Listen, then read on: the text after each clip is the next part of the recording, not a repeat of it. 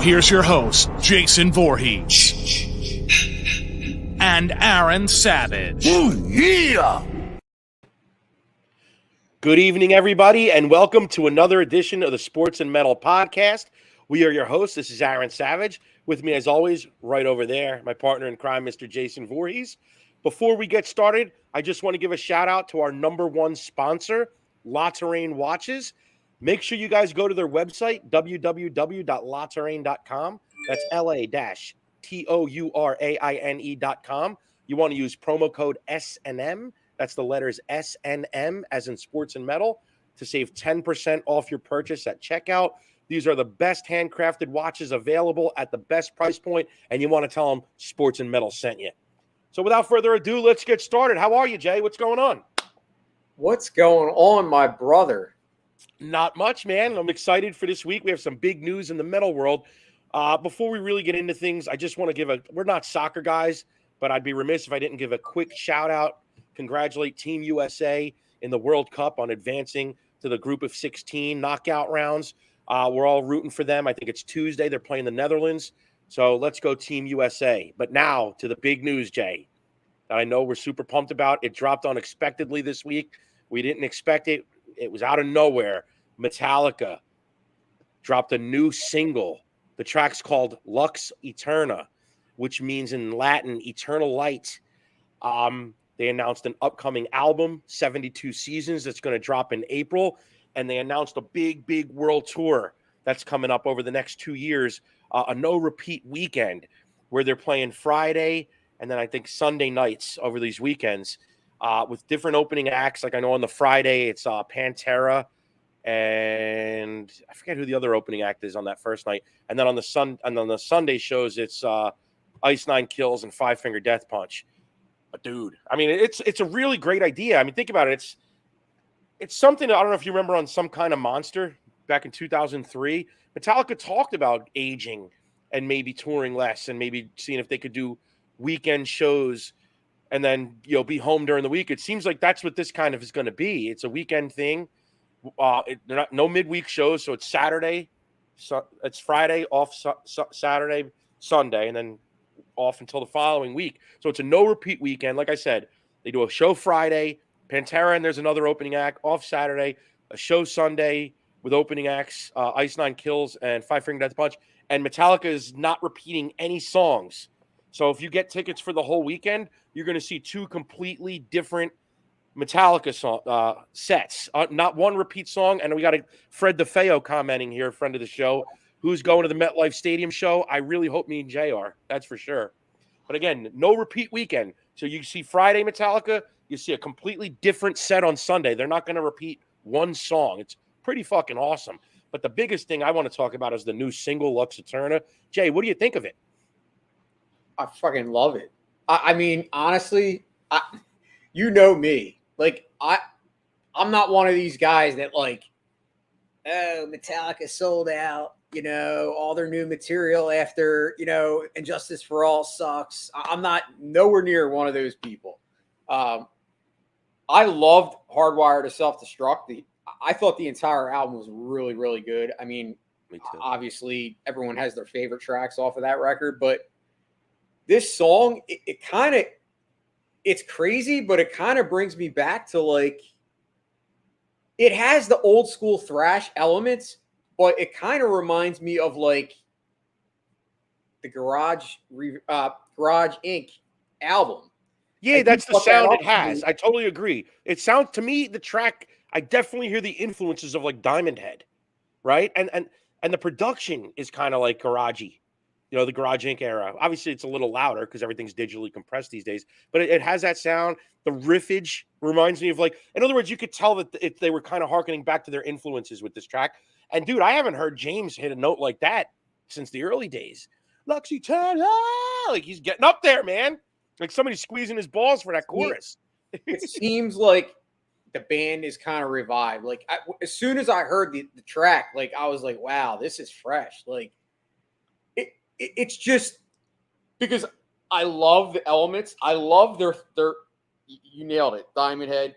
I love their the bands that their influences. I love that sound, and that was part of what attracted to me in Metallica originally was, they had that. I'm trying to think of how to describe it. Like, not just the garage aura, but like they had like that. They were like, I am drawing a blank here for the word, but just like, I don't know, like it's somewhat kind of like punk rockish to me, but but it's still thrash. Like I love Metallica. It's hard to say it's still thrash when you're talking about the band that is credited with inventing thrash. No, and in other words, Metallica kind of brought forth a new sound I get what you're saying. They had that punk influence, from Cliff Burton, especially. Cliff Burton got them into the bands like the Misfits, things like that. So they had that influence, that punk rock influence. But they also had that new wave of British heavy metal influence, which is where you get the Diamond Head, Sweet Savage, which Vivian Campbell, when he was like 16, was in that band. They've covered them. But so, yeah, it was that new wave of British heavy metal combined with that punk rock, and it sped up, and it was thrash. So I get what you're saying. It was something different. It was unique. And, Kill 'Em All is not one of my favorite Metallica albums. I know that's blasphemy. But to me, Kill 'Em All was just an immature band. To me, they became who they were going to be on Ride the Lightning. They harnessed their sound. The lyrics had gotten more mature. I mean, not that Kill 'Em All isn't, an integral album and what it brought to the table. But to me, that it was Ride the Lightning where they became who they were. But the thing I love about the garage stuff that they did was it was those influences and hearing them play those songs, but it still sounded like fucking Metallica. And My Evil is a Diamond Head song, but it sounds like a Metallica song, and more people know it as a Metallica song. Metallica covered these tracks that weren't really known, especially in this country, and they made them their own, right? Like take Bread Fan, for example. That's a Budgie song, but you can't imagine anybody singing it but Metallica. And this song, Lux Aeterna, I'm just hearing those influences again. And I agree with you. Hardwired to Self-Destruct, to me, was a phenomenal album. I think it ranks up there with anything Metallica's put out. Death Magnetic, we've talked about this before. We did an episode of our other podcast, and The Gavel Will Rock, where we ranked all the Metallica records. But Death Magnetic had potential to me. It was after the total misstep of Saint Anger. Death Magnetic was somewhat of a return to form, and more of a return to form than anything they had done since And Justice for All. It was kind of like a modern day And Justice for All, where it was like 8, 9, 10-minute songs, stop starts, syncopated riffs, all over the place, chord changes mid-song. So it kind of was like, hearkening back to what that was, but the production just wasn't there. And I think it was still somewhat unfocused. I think with Hardwired, they brought that focus back. It was kind of like the modern day Black Album, right? If Death Magnetic is the modern day And Justice for All, Hardwired is the modern day Black Album. It was like they took everything they had done on Death Magnetic, condensed it into more song forms, where it wasn't so unfocused. It still had its epic, 7, 8, 9-minute tracks like Halo on Fire, but Halo on Fire was a much more focused song than most of the stuff on Death Magnetic. Another one that I would bring to the table that's a long track is Spit Out the Bone, which is as good as anything they've ever done. So, but the production was better. Just everything about Hardwired was a step up from Death Magnetic. And this is a continuation of that. I think Metallica is back. Metallica is fucking back, bro. You take Hardwired, you take what we've heard here. I have huge expectations for this upcoming album. That's all I can really say. I'm excited. You have these haters like that just, no matter what Metallica does, there's certain people that are just going to say it sucks. And that's just ignorant. It's just ridiculous. You're saying things that make no sense just because you're stuck on an opinion. What were you going to say? I'm sorry. Well, no, and I wanted you to get your point out because I 100% agree with you, and I have a weird feeling, like as you kind of went, you said Death Magnetic was like the modern day Justice for All, Hardwire was like the modern day Black Album. I have a feeling that this album is kind of going to be a little bit of everything from their catalog. Like I don't think it's going to be pigeonholed to like one set era of it's hard for me to say based on what I've heard so far, but my expectation is going to be, I think it's going to be a straightforward Metallica record. I don't anticipate that we're going to hear all eras of Metallica. I think it's going to be a straightforward Metallica record. I like that because I think a lot of people, as you mentioned, are very they go with the trend. It's trendy to say that, a lot of Metallica's newer material is nowhere on par with their old. It's that's all trendy. But to me, a lot of those people, they don't want to admit that Metallica's modern stuff is really good. And the problem with that is I think they ignore the actual music. It's almost like they're just so hell bent on saying that Metallica is, not near as good as they used to be, that they don't even really enjoy the music. Oh, yeah, they're not even allowing themselves to enjoy it. They're not even allowing themselves to listen to it. Exactly. They're going in with a closed mind, 100%. Yes, and I think that's partially the problem. I think that, like I said, I'm excited because what I heard on this first track, obviously, I think it's going to be 14 songs. I didn't see the actual. Oh, I read it was going to be 10 songs and about 77 minutes. Okay. That means we're in for some epic tracks. 77, I think it was 77 minutes. I think it was 10 songs. Don't hold me to that, but I'm 95% sure that's what I read. Yeah, I guess what I meant was I don't think they're going to be pigeonholed to one sound. I think that's what I liked about Metallica is that their songwriting to me never really took a dump. Think about it, the Black Album, absolutely not. If anything, their songwriting got better. Songwriting has gotten better, and I just think you're right.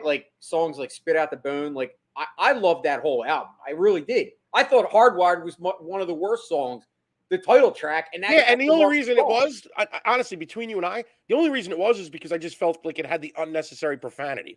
Look, you never heard Metallica go, "We're so fucked, shit out of luck." It's just not Metallica. You know what I mean? I mean, it was kind of like but guess what? That was kind of like when they covered Anti-Nowhere League. So what? So fucking what? Maybe there was something to that, but it just wasn't. Metallica didn't need to drop an F-bomb to have a great tune. Hardwired is, to me, a great song. I think the thing that makes it slightly less great is the use of the F word. And I'm not anti-F word. I love Guns N' Roses using the F word because that's what they do. But Metallica never did that, so I didn't need it. You know what I mean? But yeah, I agree with you. There's so many better tracks than Hardwired. I love Moth into Flame.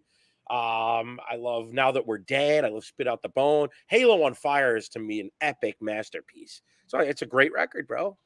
I'm looking forward to the new one. We'll see. And it's brought up a lot of debate lately because obviously Megadeth dropped their brand new album this just recently. And I've heard a lot of debate. Well, you might have looked on my Twitter. You might have looked on my Twitter. I did the Megadeth or Metallica poll. We got 88% Metallica, Jay. Yeah, I know. but listen, when I say Megadeth, that's just my taste. But I've never been one that says, "Oh my God, Megadeth is far and away better than Metallica," because I don't believe that. The reasons that I believe that Megadeth, to me, and because when I say Megadeth, I really mean Dave Mustaine, because Dave Mustaine's the only constant in Megadeth. I mean, if you think about it. I mean, Megadeth is basically Dave Mustaine's solo project. It's pretty much, because it's always a revolving door of artists. But it's like Wasp with Blackie Lawless. Dave Mustaine, to me, I mean, if you're going to say that Metallica is great, to me, I still think that, you have to, you can't just ignore that Dave Mustaine wasn't a part of early Metallica. Yeah. And I know I'm going to play devil's advocate. He doesn't get the credit for the songwriting and stuff, but he wrote a lot of that material, especially on the first record. I'm going to play devil's advocate. I don't even know why you're going here. I'm going to play devil's advocate. It's fine. Dude, the people that we're talking about that say, "Oh, nothing after Injustice for All, nothing after Black Album is worth listening to," are the same people that are on the Megadeth train. Always saying Megadeth's better than Metallica. Now, you might be the exception, but I know Megadeth's your favorite band. But that is a big part of it. I'm not going to name names, but we've seen that on social media just this past week. Guys that are just on the Megadeth train. And those are the guys that won't listen to Metallica, but yet Megadeth did Risk. Megadeth did Super Collider. And everything Megadeth did when they took those risks wasn't as good as the stuff Metallica did when they took their risks. Let's call a spade a spade. And I love Megadeth, so I don't want to sound like a Megadeth hater. You're kind of boxing me into that corner where I have to do it, but because that's not what I am. Megadeth's one of my favorite bands. but I have to do this in the position that I've been put in here to defend Metallica. Dude, we can't continue to fucking ride this Dave Mustaine train for what he did 40 years ago with Metallica when he has a few songwriting credits on the first 2 records. And honestly, one of those tracks, The Mechanics, Metallica made 10 times better when he left the band when they turned it into Four Horsemen. So we're not going to take credit away from Dave Mustaine by any means, but when we constantly bring this up, it's almost like to degrade Metallica, as if, oh, they needed Dave Mustaine. Look what Metallica did without Dave Mustaine. They put out their best fucking album, all material that had no part in writing, Master of Puppets, right? That was your number 1 Metallica record when we ranked them on And the Gavel Will Rock. So, I mean, the point is, let's stop. And honestly, we can get into this on another show. Well, you brought up the poll. Well, you brought the poll. I only brought the poll up because I did the poll, but you just brought Megadeth here on this, which is precisely why I did the poll. I'm saying because you always have these fucking Metallica haters that have to bring up Megadeth as if that has anything to do with what Metallica's doing. Yeah, but I'm not a hater, so I can't be lumped into that group. I'm one of the few. I agree, but why bring? I'm one of the few that actually says that both bands are great for what they've done. I mean, Metallica is definitely a lot more successful commercially. I mean, they deserve every minute of it. That's obvious. But Metallica deserves every minute of their success. But that doesn't mean that that's not good or that Dave Mustaine's not a great in his own right. I mean, to me, Dave Mustaine, like if you want to say that Metallica was the beginning of thrash, yeah, you're probably right because Dave Mustaine was in Metallica. But if 100%. Realistically, if you want to say who realistically polished thrash and made it like what it really is, that has to be Dave Mustaine. Because those early Megadeth albums, as much as you might say Metallica was better, those early Megadeth albums were pure thrash. Like 100%. I have no disagreement there. I mean, it's just unfortunate that we have to keep bringing it. It's why Dave Mustaine comes off as such a jackass. Like, come on, bro. Dave Mustaine should be happy with his own success, but he chooses to constantly bring up Metallica, constantly. He looks like a jackass. Hey, I mean, he's still living in that like. For what? Why? It's ridiculous. I don't know because some people can't ever bury the hatchet, dude. I know, but it's pathetic. He should be basking. He uses it as a fire to kind of make himself better, and if that's what he wants to do, you can't fault somebody for that because he was. Well, you can because honestly, he would look a lot better if he didn't do it. Megadeth had plenty of their own success, and if you're going to do this whole Megadeth Metallica thing, I think the material Metallica has put out in the last decade trumps the Megadeth stuff. Megadeth, my favorite period was the Marty Friedman period. They've had some highlights subsequent to that, but I'm just overall the songwriting isn't there. And let's call a spade a spade. I know he's had throat cancer. All respect to Dave, but dude, vocally, James Hetfield is running circles around Dave Mustaine, and Dave actually had a little point, in the midpoint of Megadeth's career where he sounded pretty good. He had an acquired taste voice, kind of like you would say about Axl, because it's so unique. I mean, but he's a spoken word, a lot of notes. Spoken word vocalist, though. Like, yeah, but he wasn't for a period. When you look at the albums like Countdown, even some of the stuff on Rust in Peace, Euthanasia, Cryptic, he was hitting, he was singing, he was. Yeah, but he's definitely never been on. He's never been. I never said he was a great vocalist, but he was a lot better than he's been in the last 10 years. It's almost unlistenable. And every vocal melody in every Megadeth song sounds the same. So that's my issue with Megadeth. Metallica's writing songs that have melody to them, that have hooks to them, and are still representative of what they were, and songs that stand the test of time with stuff they put out all those years ago in the glory days. Megadeth just isn't. Megadeth is putting out songs that are like musically phenomenal, but there's no hooks. Dude, come on. Soldier On. What's the other single from the new record? Let's look at the singles. What's the other single? We'll Be Back. We'll Be Back. You listen to those two tracks, the vocal melody is almost exactly the same. Let's call a spade a spade. Come on, Jay. Stop. I think he sounds better.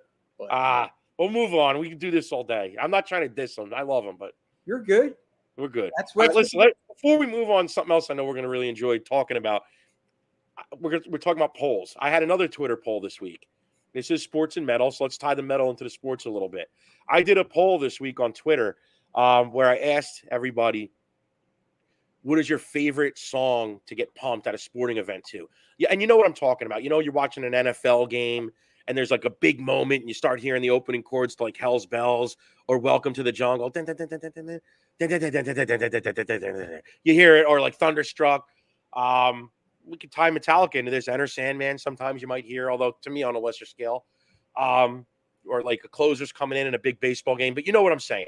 Big moment in a fucking game. You hear a song that gets you fucking fired up. I polled it. Now, the four I put in the poll were Thunderstruck by AC/DC, Hell's Bells by AC/DC, Welcome to the Jungle by Guns N' Roses, which you could also do for Whom the Bell Tolls by Metallica. I'd probably do that above Enter Sandman. I was going to do a Metallica song because you do hear For Whom the Bell Tolls, you know, dun dun dun dun.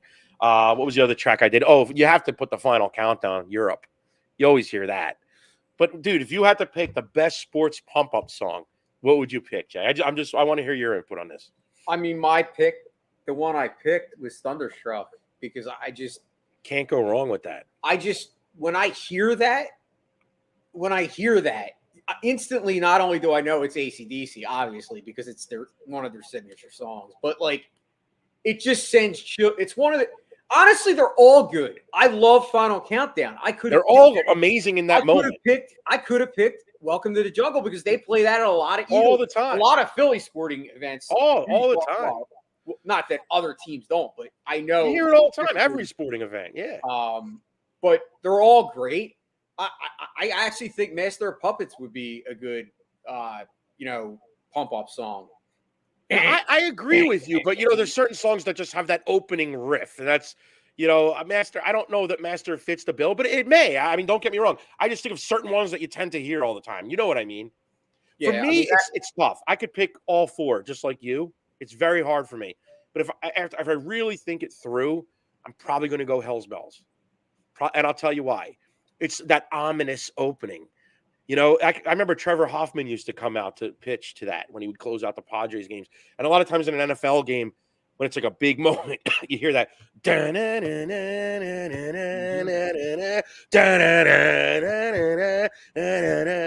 then the lyrics, I'm rolling thunder, I'm pouring rain, I'm coming on like a hurricane. Yes. White lightning crashes across the sky. You're only young, but you're gonna die. Won't take no prisoners. Won't spare no lives. Nobody's getting out alive. What's that? I'm curious which song took number one. I know on my poll, I believe it was Thunderstruck. Let me pull it up here. But Hell's Bells, I have to agree with you. I think it's tough. I could go Thunderstruck just as easily. Thunderstruck, I think, might pump me up more like before a game. You know what I'm saying? Like the game's starting. Like I could put like a team running out, like a football team running out of the tunnel. Thunder, like starting it off. That's like, but like in the moment, like 2-minute warning, fucking 1st and goal, and you got to make a big stand on defense. That's Hell's Bells does it for me, man. Hell's Bells for me. But you know what? Thunderstruck was the winner. 37% of voters on my poll picked Thunderstruck. Hell's Bells finished second with 24%, followed by Welcome to the Jungle at a very close 23%. The Final Countdown came in at the tail end with 16%, which I find shocking because you do hear that all the time. But you know what? I don't know if that's such a pump-up song. That might be another one of those songs that's like early in the game, like coming out. But I would have to go. I mean, we should probably do, because you know me with lists, but we could probably come up with like 25 songs. Yeah, but for me, These are the four. For me, that's why I put them. This is the four horsemen of fucking pump-up songs in sporting events, my opinion. And I had a cool commenter here. He wrote, "I'm a huge GNR fan, and Welcome gets me really pumped. But for some reason, the bells tolling at the beginning of Hell's Bells in some primitive way signals to me it's reckoning time." That's how I feel. So that was a great comment. Moving on, let's continue with the sports commentary. Football, we talk about getting pumped up, 4th and goal, blah blah blah. All right, your NFL MVP to this point. Who do you got? Now I know the answer. Let's hear it. I mean, I don't want to be a homer. You're going to be, and it's okay because I'm going to come off as a homer too, and that's fine. I mean, I would have to say Jalen Hurts only because the Eagles are 10-1. That's the only reason. Well, no, there's more reasons. Jalen Hurts has other reasons that you can I'm saying between him and Tua, to me, that's the thing that sets the Eagles apart. Now, you could sit there and make the argument, oh, well, Tua was hurt, so he wasn't in some games, but that's still representative of what he's played. So you can't while you can't. Well, I think that argument only supports why I think Tua is the MVP so far. And that's what fine. You just said. And I'll tell you why. Because the Dolphins are undefeated in games that Tua starts and finishes. The only 3 losses they have were the Bengals loss, which Tua got knocked out of in the first half, a game that they were dominating up to that point. So I have no reason to believe they would have lost that game based on how they've played and finished games prior or subsequent to that game. So that's one. And then the 2 games where he was out. To the Vikings, who they almost beat with their third-string quarterback, and to the Jets, who they were about to take a lead in the fourth quarter with their third-string quarterback, and then, Skylar Thompson turned the ball over like 4 times, and Jets ended up running away with it. But does anyone in the world think the Jets would beat a healthy Dolphins team? No. So we know that wouldn't have happened. So you could make the argument the Dolphins would actually be undefeated if Tua never got hurt. You could make that argument, just like you want to say, oh, they're 10-1 with Hurts. So just to clarify, you say Jalen Hurts is the MVP to this point. I'm going Tua Tagovailoa. Now, I want to preface this by saying, in my opinion, it doesn't matter who we think, because I think Mahomes is going to win it. Now, Mahomes has the stat. And again, this is the MVP to this point. Obviously, there's still a lot of football to be played. So anything could change. But to me, I think Mahomes would win it if you were going to vote today. And it'll probably be that way at the end of the year, simply because Mahomes has amazing MVP numbers and he has the track record and the reputation. And I just feel like it's just the easy thing to just give Mahomes the MVP. I don't necessarily think that's fair. I think it should be between Jalen Hurts and Tua. And I think there are arguments for Jalen Hurts. Jalen Hurts has amazing rushing stats that Tua doesn't have. The Eagles are 10-1. Jalen Hurts has amazing passing stats, although not as good as Tua's.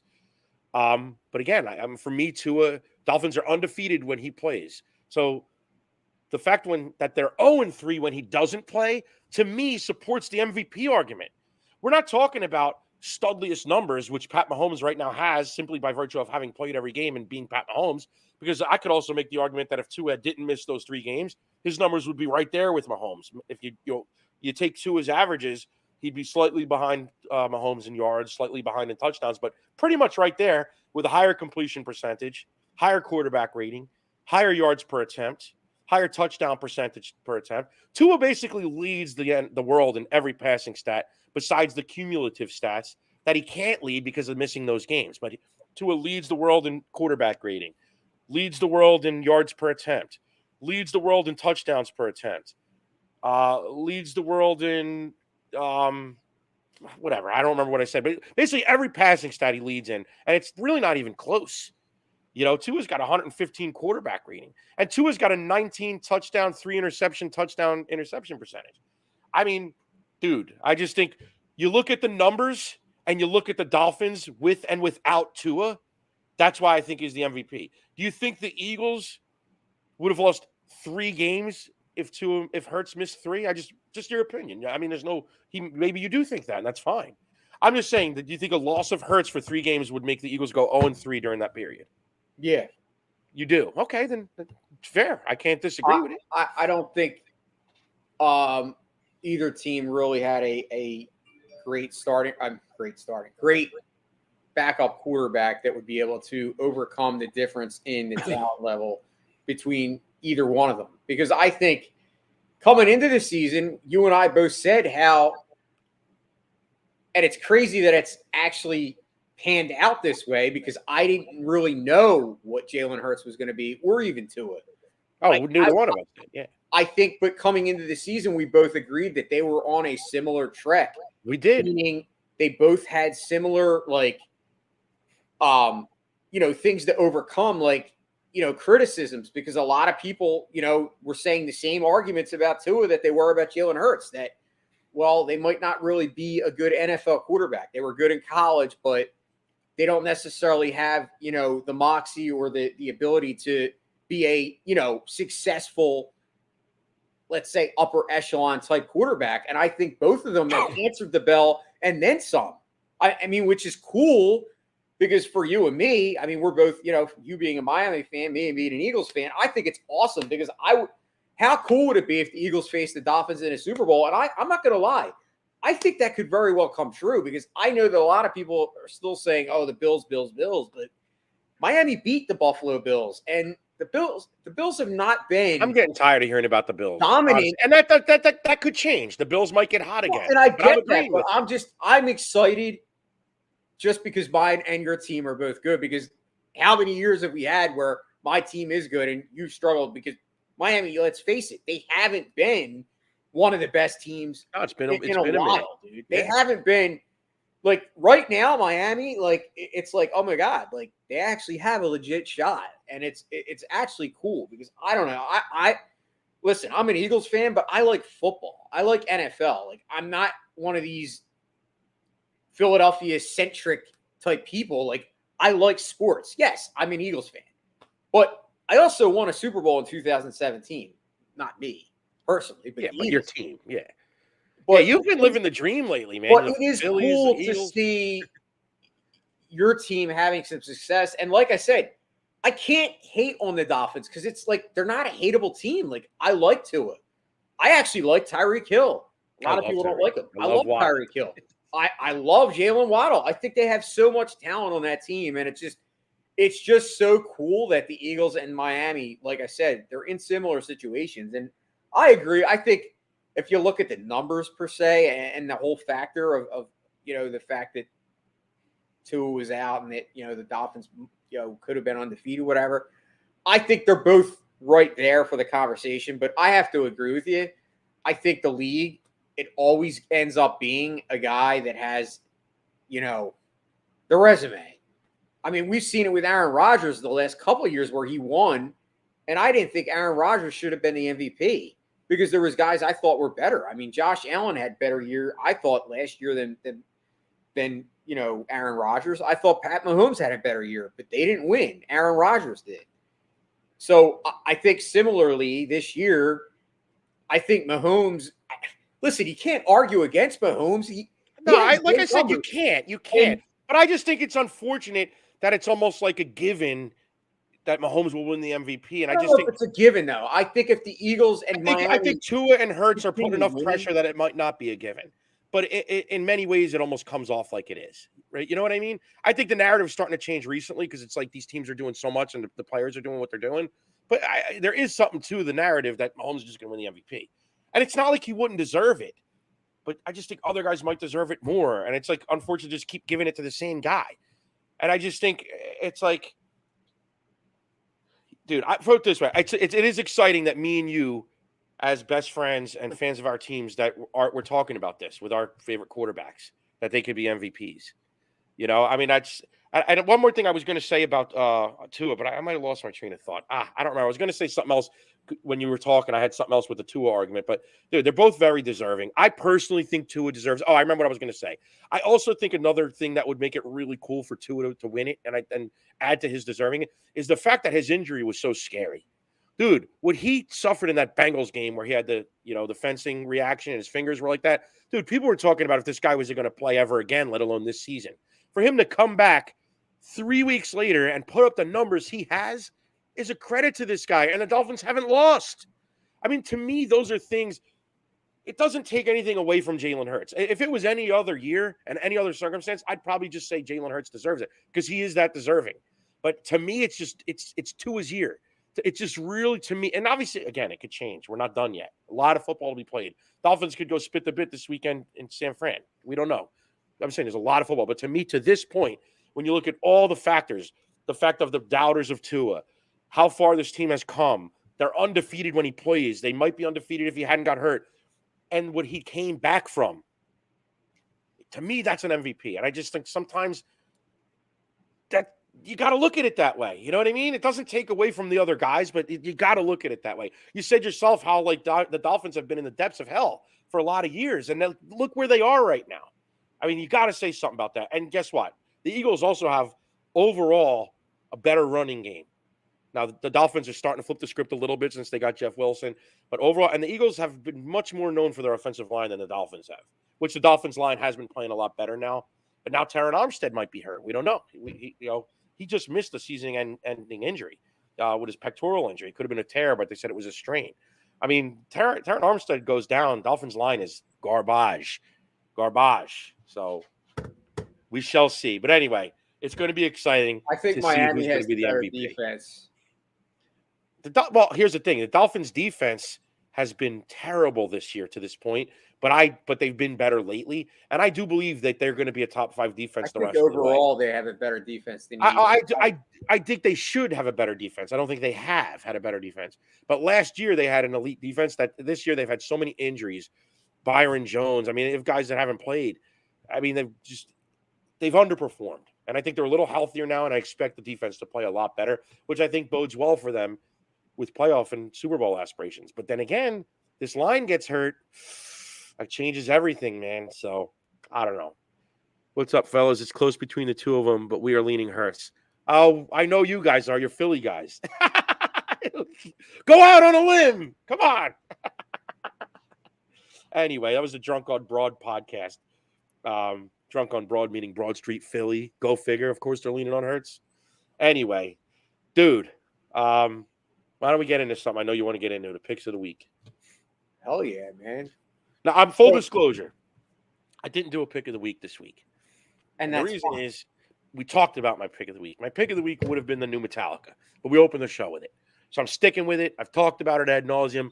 My pick of the week is check out the new Metallica, Lux Aeterna. Check out the single. Get ready for the new album in April. Get ready for the tour. That's my pick of the week. Short and sweet. So what do you got for me, Jay? This is all you. My pick of the week's actually not an album. It's not a book. It's not a new song. It's actually a tour. So very recently, we had Mr. John Wiederhorn, famous author, metalhead from our local area, up near Aaron, actually. Rock connoisseur. Yep. Mr. Wiederhorn, we had him on, and he talked about having went to the Wasp Armored Saint show.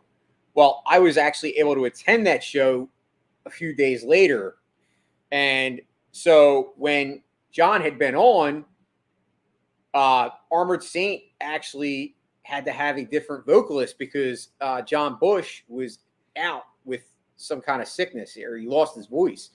Well, when I went to the show, I went there expecting to see the new, the guy filling in. Not that he was bad, because John said he did a tremendous job. I know you saw videos, said he killed it. But all of a sudden, Armored Saint comes out at the show, and lo and behold, John Bush is back. And let me tell you, dude, I'm putting this show as a top 5 show for me of all time. And that's saying something, dude, because these guys are old as hell. Dude, they kicked ass. Both bands were phenomenal. Like, both bands put on, like, an amazing show as far as how they sound and also their stage presence. Obviously, Wasp had a lot more of the stuff going on. Well, they were the headline, so they're going to have a little more budget in their show. Yeah, exactly. But both bands at the age that they're at, to be able to put on a show of that magnitude, it blew me away, dude. And you told me when I went, because I full disclosure on my end, I never saw Wasp live. I mean, I watched videos and YouTube and stuff like that, but I never actually watched Wasp live in concert. Now, obviously, Wasp, the newer regime, is not Chris Holmes, and it's not the regime or era that I was actually regime. The era. It's not the era of musicians that I'm kind of that I grew up kind of being enamored with. But let me tell you, dude, they played 3 tracks off the Idol album. And that's actually my favorite Wasp album. The Idol. I didn't hear you. Yeah. I'm sorry. It's what do you call it? Idol. The Crimson Idol. Crimson Idol. Yeah, okay. They played 3 tracks from that record, and they're Chainsaw Charlie. That's my favorite Wasp song. So obviously I love that. But like the song that really showed me like how amazing Wasp is, and I guess this is a testament to obviously Blackie being able to get good musicians, but it was the track The Idol, which is basically the title track from that album. It's not the Crimson Idol, it's just The Idol. But it's like a 7-minute epic song. And like the guitarist that they have now, he was not the original guitarist on the record. That was Bob Kulick, who actually played in Kiss. But let me tell you, dude. No, Bruce Kulick played in Bruce. Kiss. Bob I'm Kulick was sorry. his brother. One of them played in Kiss. Bob Kulick. Dude, it was like insane. And I put out a lot of videos of the show. Armored Saint, like I said, they kicked ass. Both bands kicked ass. And I guess what was like most amazing to me is that Blackie Lawless sounded like as good as he did back in like 1980. Like that's how good his voice sounds now. And the dude looks like he's like ready to keel over. Like that's what's crazy about it. Like you're watching him on stage and he looks like this, like his face is like he's really old. Like you could see how old, like he's an old dude. He is an old dude. Like his energy level, dude. And like he was so you could tell that he was just happy to be there, and he's very thankful to the fans. Like during the show, just to give you a heads up, Blackie's 66 years old now. It just seems like he's even older. It's like great, looking at his face. I know. But like listening to him, like it gave me chills. Like when they played Wild Child, dude, it was like I remember hearing Wild Child back in like 1986, dude. Like blaring. And like it was like one of the biggest songs on MTV at the time. And like I guess that was another part that I enjoyed of the show. While they played the concert, they were playing the old videos, the MTV videos in the background. Like every song, they had the videos up. So it kind of brought you back to like that era of like just being in the 80s. And I'm an 80s guy. You know it. Yeah. We love, that's our music. And it was just, I don't know, dude. I don't know what else to say other than it was like unbelievable experience to be able to witness that in person. Now, I have a newfound respect for how great Wasp is, because I always thought they were a good band, but I was just never like, they were never one of my top. Yeah, see, I'm much more of a bigger Wasp guy than you. I love Wasp. But I just want to get into this a minute. You know, Blackie came out this week or last week, and he admitted that Wasp uses backing tracks in their shows. What are your thoughts on that? I mean, shit, I don't care, dude. I don't either. I'm going to tell you right now why. Blackie said it himself. To answer your question, yes, we are using backing tracks. You want to know why? When we go into a studio, and let me clarify that statement. That's me singing. But when we go in a studio, we do choruses. We double, triple, quadruple the vocals. So my feelings were when I listened to live YouTube recordings of our shows and we weren't doing that, it sounded thin.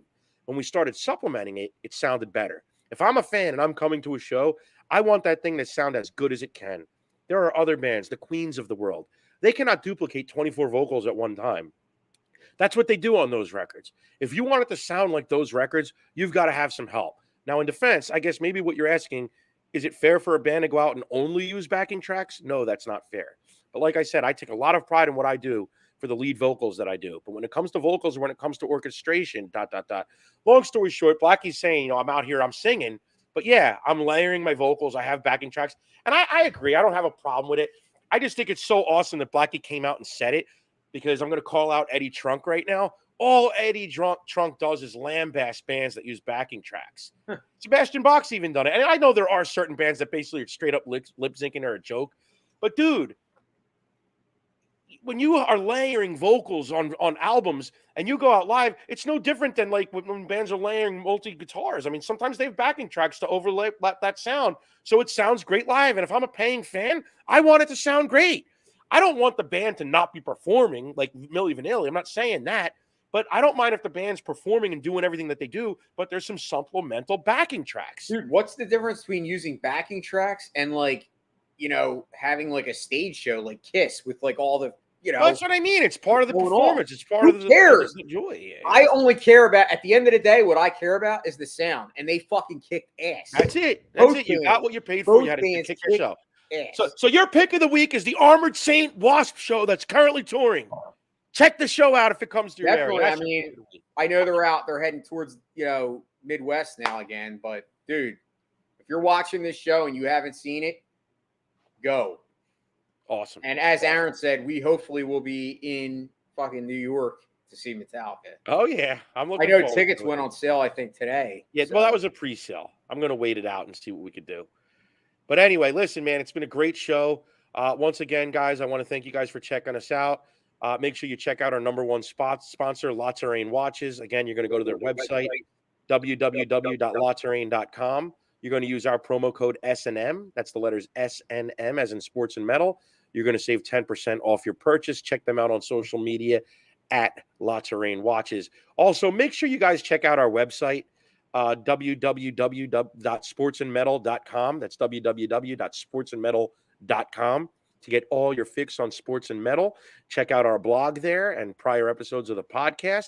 Make sure you check out all our socials, Twitter, Facebook, YouTube at Sports and Metal. You can find us on TikTok at Real Sports and Metal. At Real Sports and Metal is on TikTok. So just make sure you check us out. And as always, we're glad you came and joined us this week. We hope you enjoyed the show.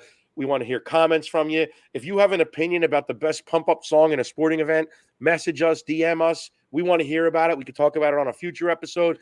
Anything you want us to talk about in the sports and metal world, hit us up. Maybe we could talk about it on a future episode. So, again, thanks for watching, guys. As always, rock on. Peace out. And that's our show. Tune in next time for more Sports and Metal with Jason Voorhees and Aaron Savage. Ooh, yeah! Got something to say? Hit us up at Sports and